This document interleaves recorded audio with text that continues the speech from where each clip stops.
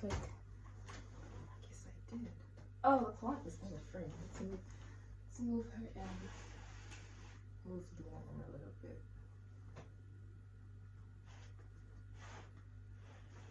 Try and get in the frame. Okay.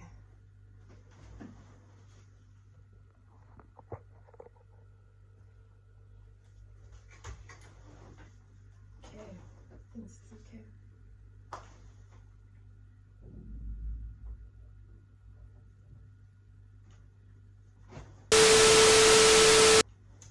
Hey guys, my name is Izzy. Well, actually, my name is Lungelo. Some people call me Lungi, some people call me Izzy.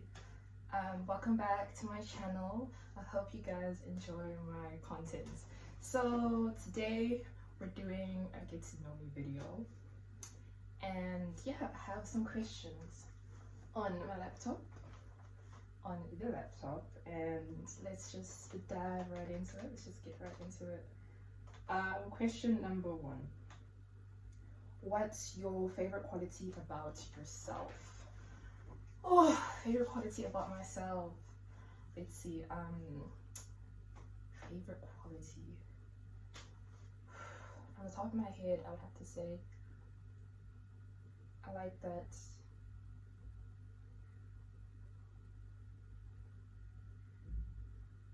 I'm independent.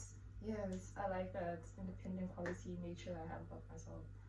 I started working from the age of 18. Actually, it was even before I turned 18. I was still 17 actually. I was about to turn like 18, like a few days, like 5 days into my job or something. Or 5-6 days into my job, turned 18. So yeah, I started working as a waitress from then, and so yeah, just being independent and wanting to get the bag, get a coin, and just make things work for myself and for the people I care about as well.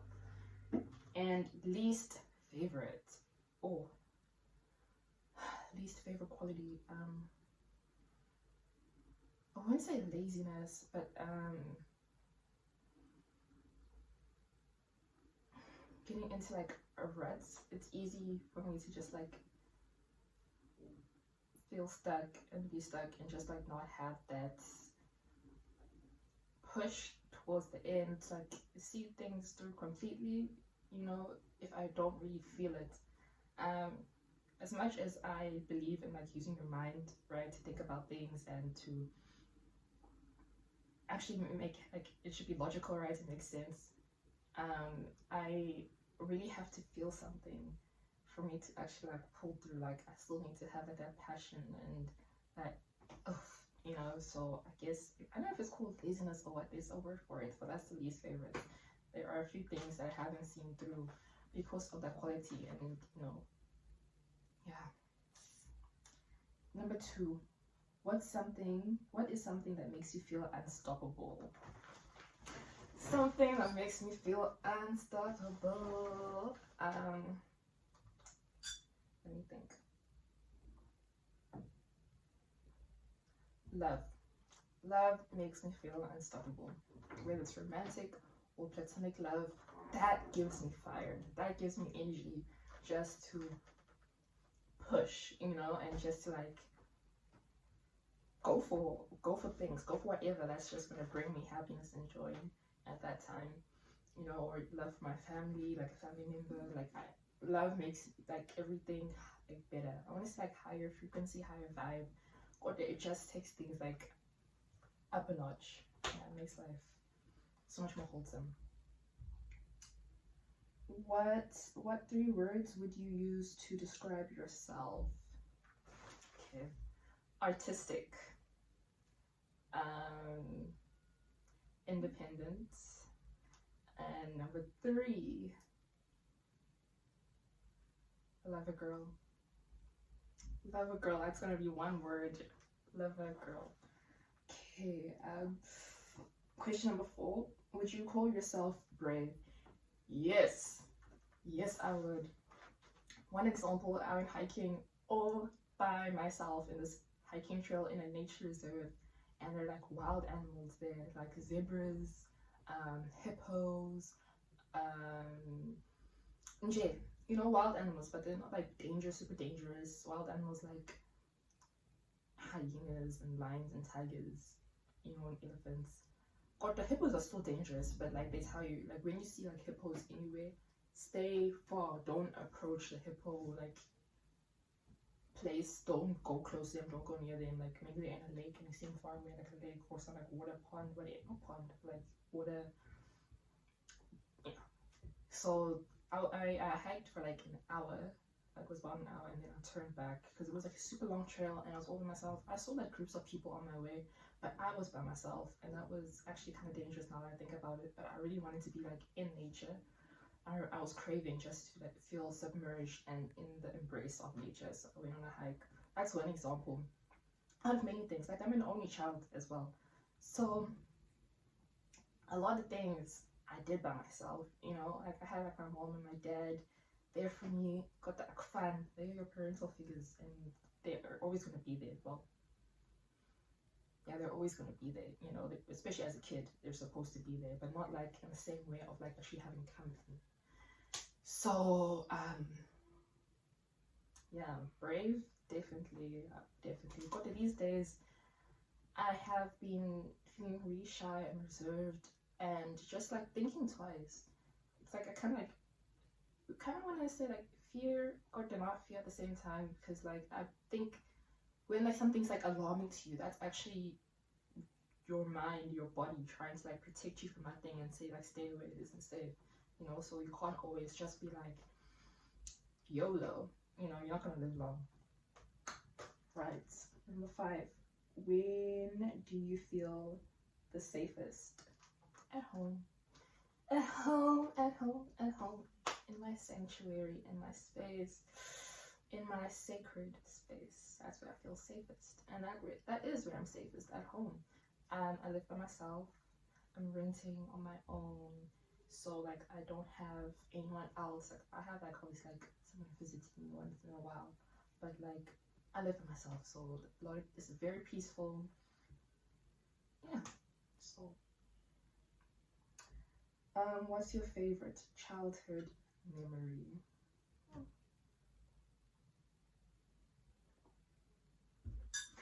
My favorite childhood memory was going to the USA. I've said this story quite a few times, and I don't like talking about it anymore that much because it's like, like it happened, and I feel like it's bragging or showing off. But since like this is for a YouTube video and you guys are getting to know me, going to America when I was 12. I was like 13 or 12. I was in grade 7. I was 12, gonna turn 13 in December. When I was 12, I went to America, Chicago to be exact, Illinois, Chicago. It was for a church conference, so we didn't like a lot of touristy things, looking around and stuff. But we went around like the CBD area, Central Business District area, like downtown, and we walked around. And like I pretty much spent a lot of time at the church and in like the hotel. We stayed at Hilton Hotel Suites. So yeah, I didn't do a lot of touristy things. I didn't get to like see a lot and experience a lot, but the people. That's really what like amazed me. The accents, like they talk so different. When you see them like on TV, and they're so animated and so lively, and they're exactly like that in person. So I felt like I was like pretty much like kind of like in a movie, like on a TV show, because like here are all these Americans talking like American, acting like Americans, thinking like Americans. It was interesting, and the food was really good as well. I don't know if I was just hungry or like happy. When you're happy, everything tastes better and you have like increased appetite. So I don't know if I was just like too happy, and that's why everything tasted amazing. God, that's my favorite childhood memory. That flight was like it was like a 9-hour flight to London Heathrow, and then from London we went to America, and we spent like I think it was like 6 hours from London to America. So we spent like 15 hours like in air. But I didn't mind it. I loved I loved being in the airplane. I loved looking out the window. I loved being busy on the little computer thing that you have in front of you to like entertain you on the flights. Every second was amazing. So that is my favorite memory from my childhood. Number 7, what's your biggest life regret so far? Don't regret much. I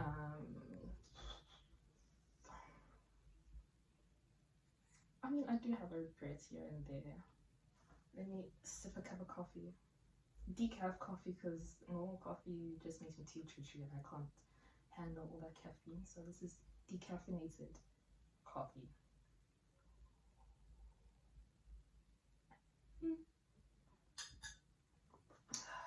Great.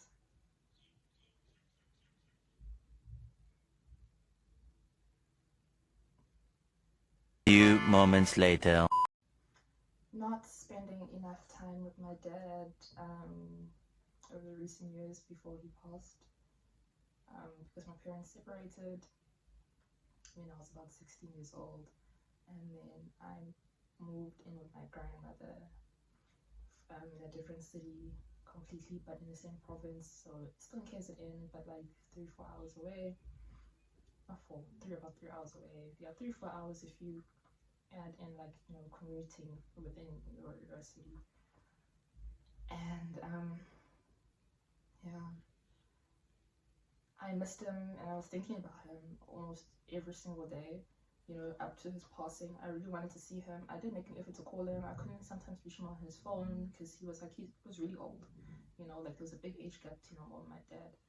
He was super old, and I did try and call him. It would go straight to voicemail. I guess he didn't really care much about his phone, and he was staying on a farm, you know, towards, you know, his like last day of earth. So I couldn't really talk to him much. Like I had to like vibe through like maybe my cousin or like an aunt, you know.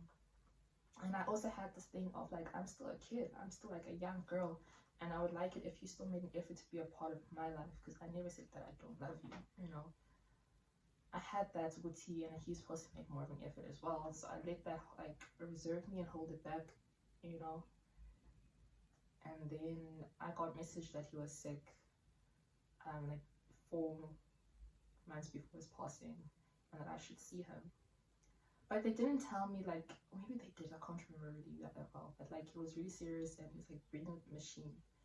And I thought I had longer. I was making plans to see him, but like I just didn't have like the exact time routine like now. Like I was still trying to like settle in to my new space, into the new town that I'm living in, you know. But like I often talked about, I want to see my dad, I want to see my dad. It just didn't happen. And then but like he was always on my mind, and I was always talking about trying to make plans and arrangements, you know. But like with the budget I had, I didn't have like a huge budget to work with. Like my job's like minimum wage or less, you know. But you know, it's the tips as well, like they add the tips, whatever. So got word that he passed away, and I was completely heartbroken. Yeah, top 2 worst heartbreaks of my life. That would be the worst heartbreak of my life. Yeah, so that's the biggest regrets. And that's as far as I'll get into it.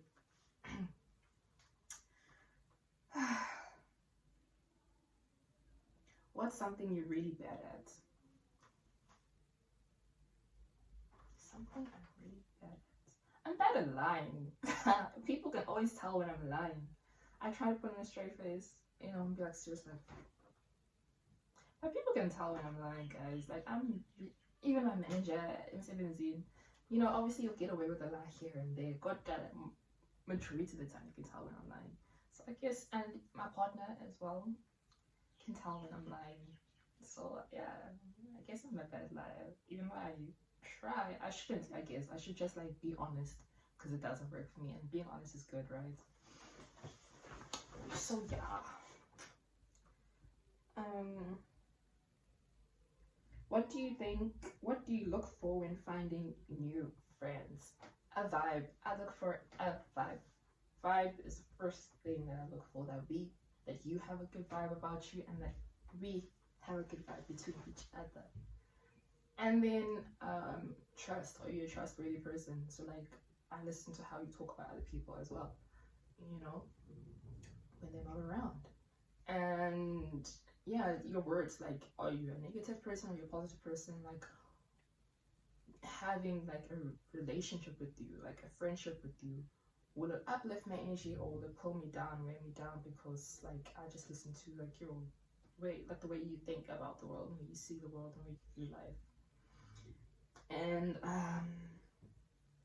yeah, vibe, trust, and if we have a connection, like a mental, like mentally, like can we like find each other from here? You know, like do we mesh? Do we mesh? You know, getting some from science. Do we mesh mentally? So that's mindset. Because like I live in an area, I didn't grow up this side. I grew up in Durban, KwaZulu-Natal, South Africa. So now I'm staying at Richards Bay. Okay. Stay Richards Bay, KZN. So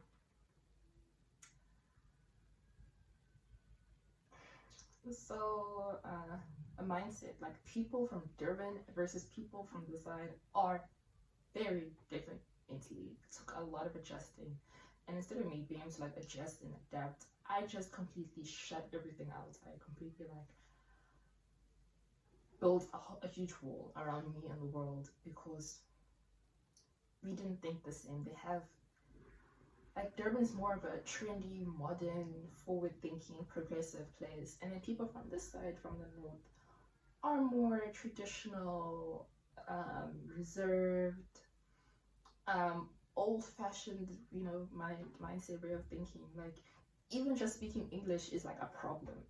Don't get me started on that. And fortunately, I speak English a lot more than I would speak Zulu, especially when moving this side, because I just grew up in that environment. That was the norm. There's nothing wrong with me speaking English a lot until I got this side, and then you know it's just like, oh my god, like who do you think you are? Like why aren't you speaking Zulu? Why aren't you saying a sentence in Zulu? Can't you reply to me in Zulu? So so mindsets. I need someone to click, you know, don't judge me because my increasing is vibe with me, you know, like hey, you know. So yeah, that was it's been quite something. It's been quite something.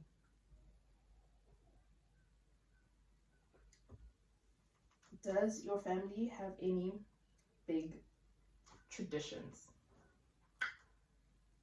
Nope. We're not a close-knit family. So we don't have like things that we celebrate together every year.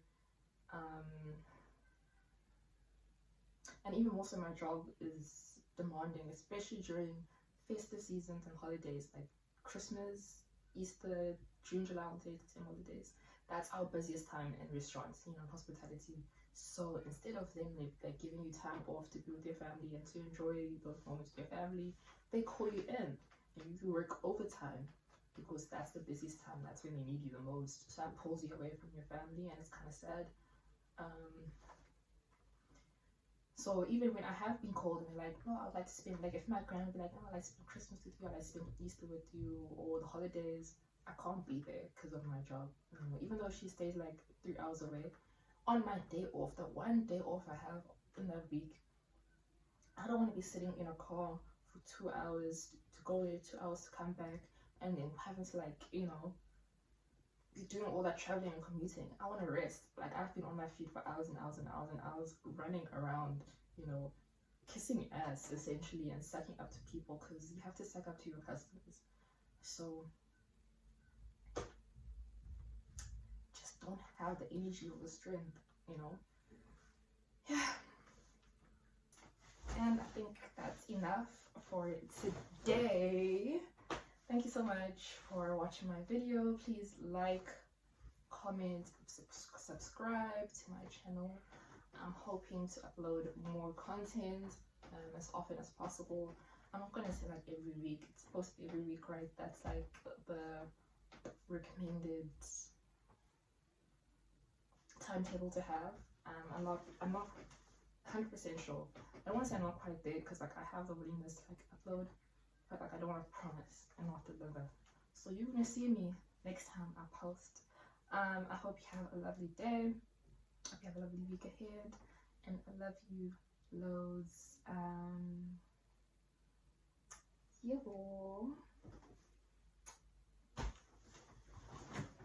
Oh, and look at my dress.